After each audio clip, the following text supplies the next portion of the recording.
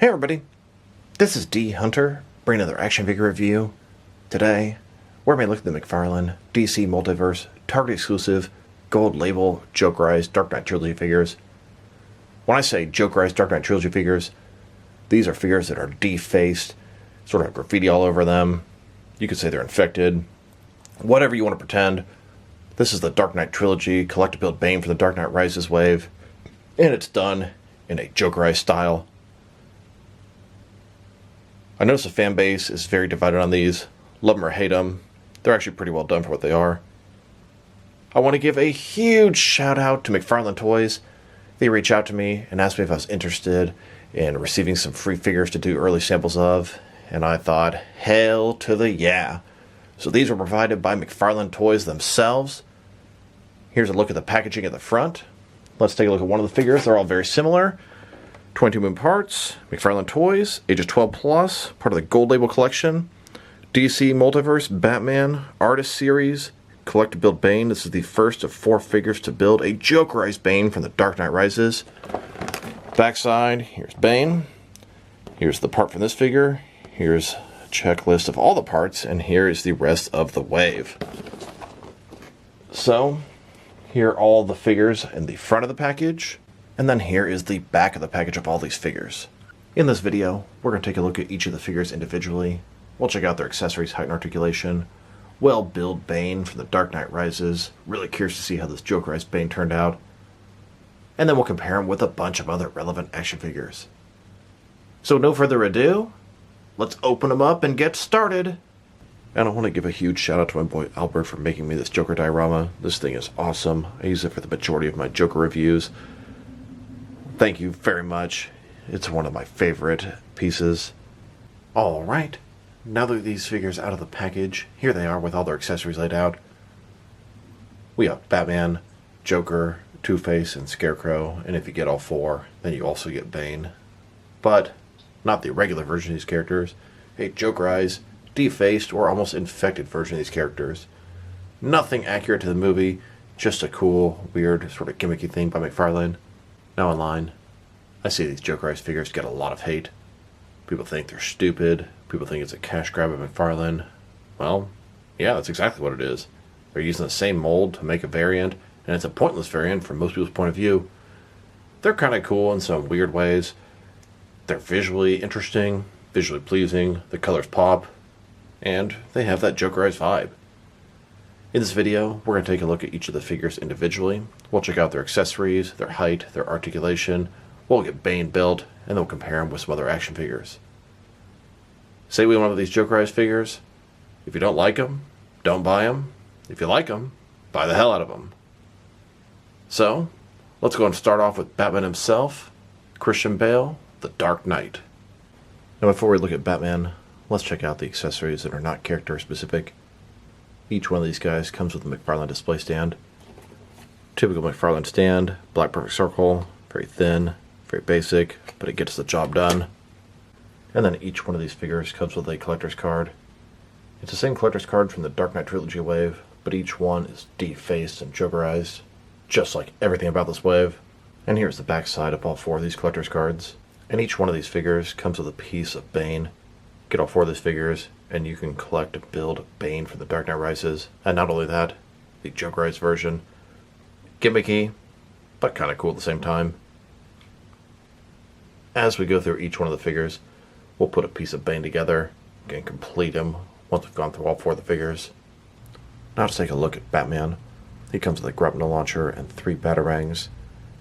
Now I don't even know what to say about this guy. I've seen a lot of hate online and totally understand where it's coming from. McFarlane is milking these paint variants. No one actually asked for these Jokerized variants. But they are kind of cool. But they're also kind of dumb. I know I've said that before and I'm going to say it again. So the actual shade of paint, the green, the purple, is just so bright, so colorful, it just doesn't look right. But it is a Jokerized thing, so I mean, take it for what it is. It's supposed to kind of look that way. The suit itself, kind of a light gray, doesn't have the black, although I remember the original suit being a little bit too gray as well. Purple belt, Greek gloves, looks like it's sort of spray painted there. You can see the transition as it turns back into the regular suit. Same with the boots, exact same thing. purple cape. Now, the head here. It's on the traditional sort of Bale face, but God, it looks weird. It definitely looks like a Heath Ledger Joker paint job, which is exactly what it is. The cowl's completely green, and then you can still see the sort of cutout where his sort of mouth would be exposed. You can barely see it, but it's there. He's got the lines around the eyes. It just all looks weird. It doesn't look right. Almost looks kind of feminine. I don't know, it's just weird. But that's the point. It's supposed to be weird. Visually, there's stuff that turns me off about it that I don't like, and there's also stuff that I do like about it. I would say this is one of the weaker Jokerized Batmans they've released. I'd say it's my least favorite of the three. Just, I don't know, doesn't quite look right. The head, it's hard to explain. Something about it's just off, and not in a good way. The other two Jokerized figures, they were off, but in kind of a visually pleasing way. I don't know, something I just don't like the way the face is painted right on top of the Batman cowl. Just my brain is not accepting this. It's telling me it's wrong. I don't know. It's making me not kind of like it. And a closer look at his face and head sculpt. The sculpt is exactly the same, but the way they painted the face on there, the fact that it's like on top of the cowl where the mouth should be separated, blah, blah, blah, it just looks weird and off to me.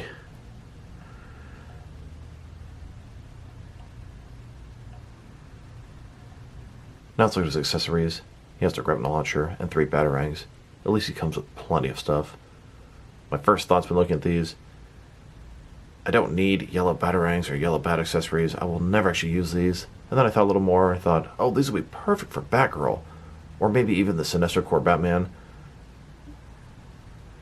We have that Dark Knight style grappling launcher. The sculpt is decent, but it's purely done in yellow paint. That sort of takes away from the sculpt. It looks very bland and plain like this. And then we have these batarangs. The crisp Dark Knight Trilogy style bat symbol. It looks good. These will be pretty nice for Batgirl, I think. At least I'll find some use for them. Here's Batman holding and getting ready to use his grappling launcher. And here's Batman holding and getting ready to throw his batarang. Here's a look at the 3 Jokers Batgirl holding those 2 yellow batarangs. And here's Sinestro Corps Batman holding the batarang. And here's Duke Thomas holding those batarangs. The yellow color scheme goes along with this outfit. Now that we've taken a pretty good look at both the figure and his accessories, now let's check out his height. From bottom to the top of his head, standing right at 7 inches tall, which can translate to just under 18 centimeters. And if you go to the top of the ears, about 7.3 inches tall. And now for his articulation. Starting with his head here, of course, you can rotate side to side. You can look up and down about that far. You can tilt his head from one side to the other. Shoulders on a ball joint goes out good 90 degrees. Shoulder pads are soft, but you kind of got to make sure they're going over the cape. Up, down, around, all that good stuff. He's got a butterfly joint between his shoulder and chest area, increasing the range of motion and covering the large gap that would be there. Bicep cut below that. Double jointed elbows. His wrist can rotate, and it's going to be hinged as well. Ball joint his torso, rotate around, forward and back. Another one is waist, rotate around, forward and back. Between the two, very wide range of motion in his torso area. A little more of the torso than the waist. Legs, complete as splits. Not a ball joint, McFarlane style hip joints. Rotations, almost non-existent. They go forward about that far. Double jointed knees. And then his ankle, forward and back. Rotate, tilt, rock. And of course, to articulation. Now let's check him out. Next to some other Dark Knight Trilogy Batman figures. Here's the Jokerized Dark Knight Batman, next to the standard version, and there is a 3rd variation coming out in the Batman Movie 6-pack. This one will have the cloth cape.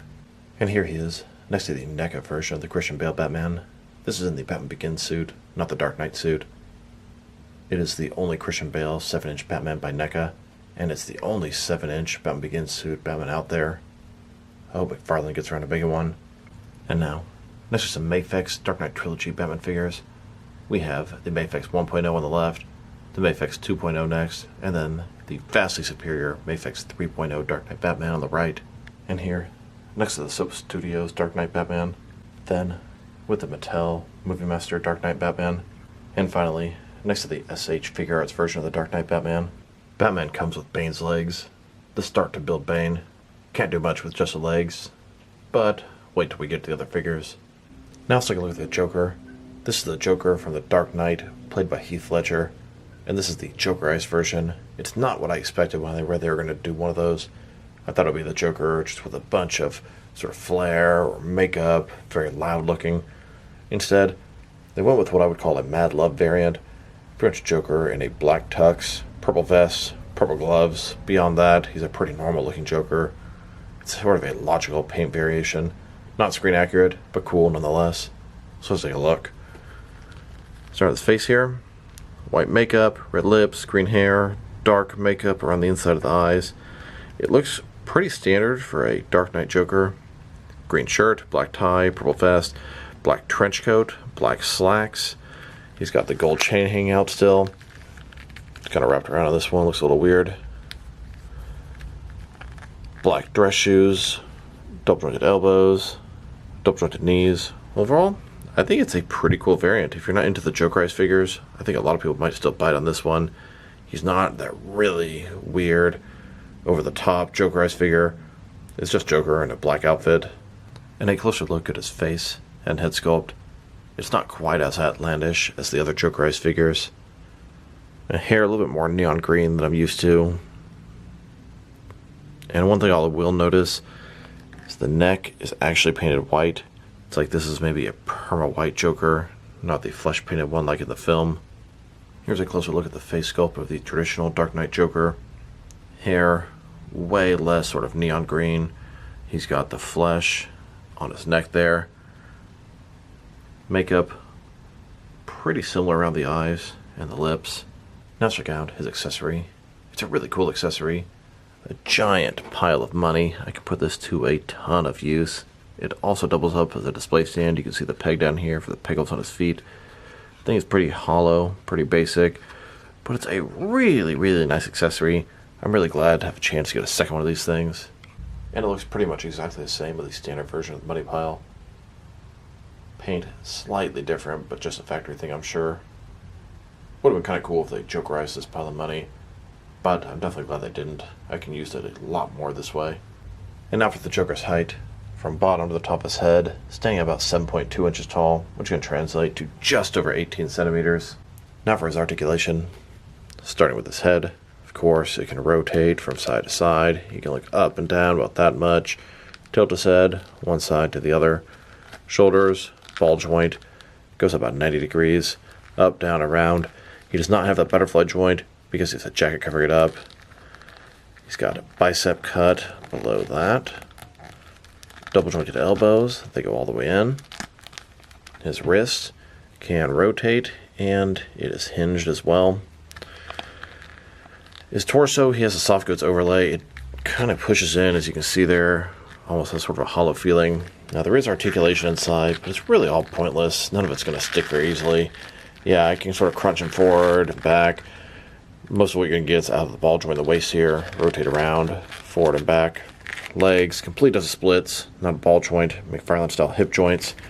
Rotation is non-existent.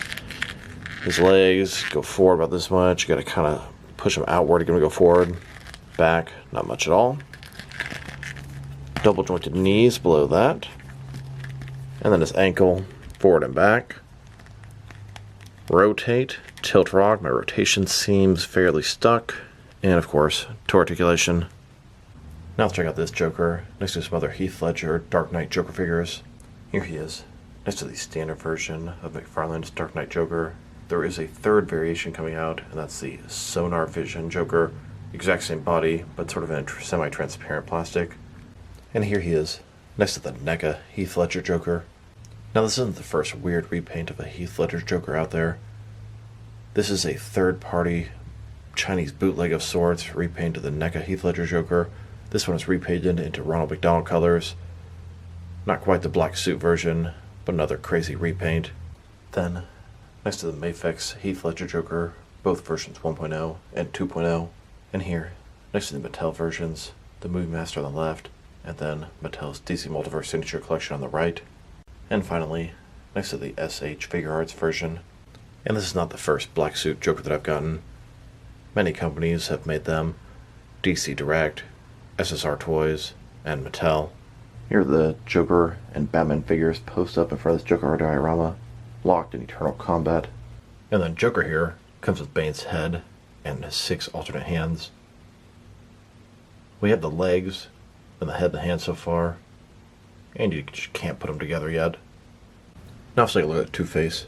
Two-Face is played by Aaron Eckhart in The Dark Knight. He doesn't come with any character-specific accessories. Would have been nice if he had an extra hand to replace the coin hand or a revolver, but I realized McFarlane can't add guns to these figures. So let's take a look. Start with his face here. It's cool. It's so weird. So this side here, traditional looking Two-Face. Scarred up, good sculpt. You can even see some bone through the cheek. On this side here, it's definitely not a traditional Harvey Dent. It's a Jokerized Two-Face Harvey Dent. Look at the red lips, the makeup around the eye, the hair is green. This side here, it's totally scarred. The suit, it's all purple, but it's burnt on this side. The shirt underneath is totally green, black tie. Then we have his pants, also purple. He's got the coin in one hand, double jointed elbows, double jointed knees. Very interesting and weird looking figure. And a closer look at his face and head sculpt. Very interesting how it's done. Two-Face, Joker, Harvey Dent, all in one. Now that we've taken a pretty good look at the figure and his lack of accessories, now let's check out his height. From bottom to the top of his head, standing at about 7.2 inches tall, which can translate to just over 18 centimeters. Now for his articulation, starting with his head. Of course, you can rotate from side to side. You can look up and down a very good amount. Tilt his head from one side to the other. Shoulders, ball joint goes about 90 degrees. Up, down, around, all that good stuff. He's got bicep cut below that. Double jointed elbows below that. His wrists can rotate, and it's going to be hinged as well. In his torso, he's got a ball joint. Rotate around, forward and back. Another ball joint in his waist. Rotate around, forward and back. Between the two, pretty good range of motion. I get a little more out of the waist, the torso on him. Legs, complete as splits. Not a ball joint, McFarlane style hip joints. Rotation is non-existent. Legs go forward about that much. Back not at all. Double jointed knees below that. And then his ankle. Forward and back a little bit. Rotate, although the line's very tight and it was the same way on the regular one. Tilt rock, and of course, to articulation. Here's this Jokerized Two-Face from The Dark Knight, next to the original version. And here he is, next to the Soap Studios version of Two-Face. And here he is, next to the Mafex version of The Dark Knight Two-Face. It comes with interchangeable parts, so you can have him as either Harvey Dent or Two-Face.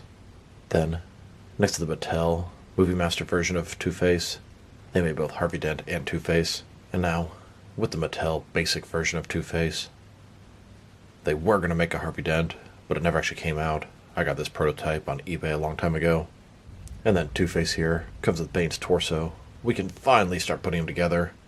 Add in the legs that came with Batman to Two-Face's torso, and he's starting to come together.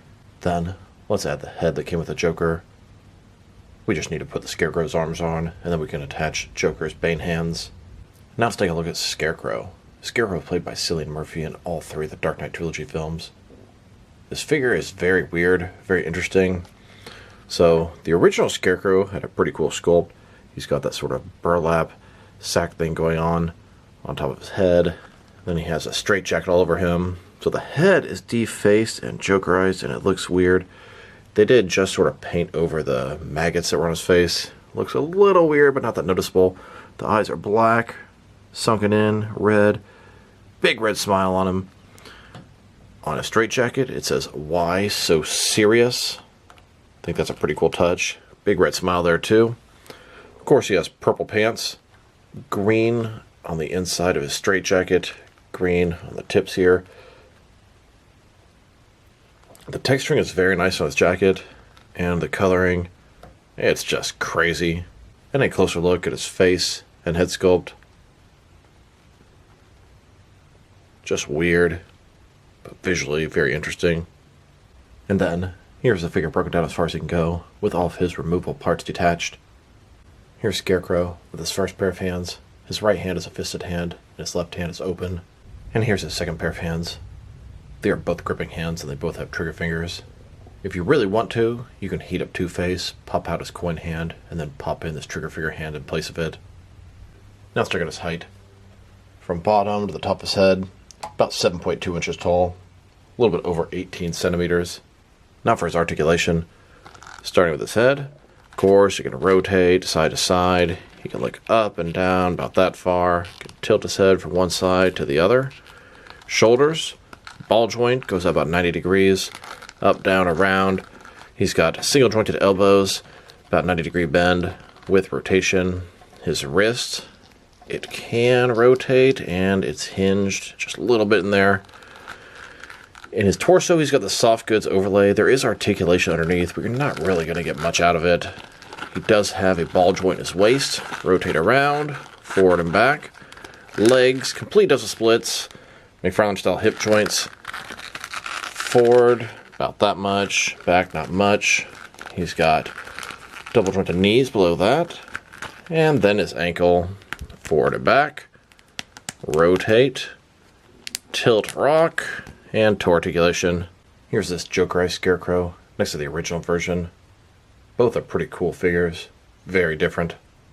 Here he is, next to the Mafex version of Scarecrow. This one's in his full business suit and doesn't have the straitjacket on.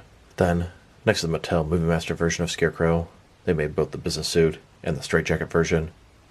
And now, next to a basic version of Scarecrow from Batman Begins. And then Scarecrow also comes with Bane's arms, the final piece to put Bane together. And there you have it. Bane, finally put together from The Dark Knight Rises, the Jokerized and colorful version. Bane was played by Tom Hardy. He's a badass actor and character in that film. Very different from Bane from the comics, but very intimidating and well done for the films. So let's take a look. Start with his face here. It looks weird. He has that Bane breathing mask, but it has the Joker lips painted underneath and on top, and they're sort of melting down. His eyes, very interesting, almost looks like he's in drag. He's got that mascara all over him.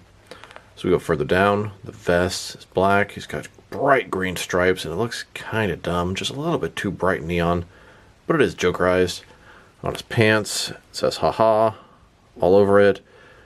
Purple pants, green knee pads, black combat boots, double jointed elbows, double jointed knees. It's a really weird version of this Bane, but kind of cool.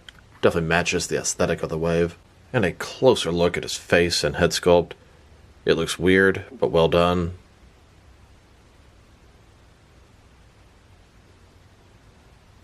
And here's this figure broken down as far as he can go, with all of his removable parts detached. Here's Bane with his first pair of hands. These are his fists. And here's his next pair of hands. These are some gripping hands. And here's his third pair of hands. These are some open hands. I call these his victory hands. He could grip the front of his jacket. He could have his hands up in the air when he finally defeated Batman. And now let's check out his height. So Tom Hardy is kind of a short actor.